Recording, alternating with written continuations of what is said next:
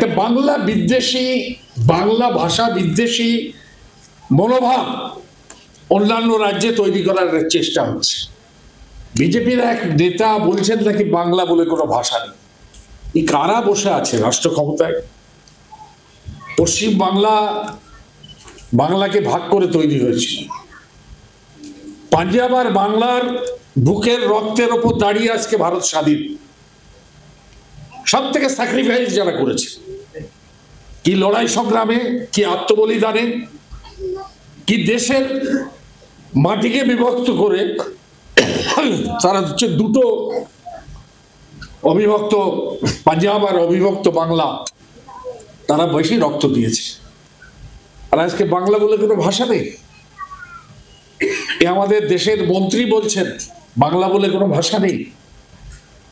একটা অরাজকতা, একটা নৈরাজ্য। ক্রমশ দেশের মানুষ অনিশ্চিত জীবনের দিকে চলে যাচ্ছে।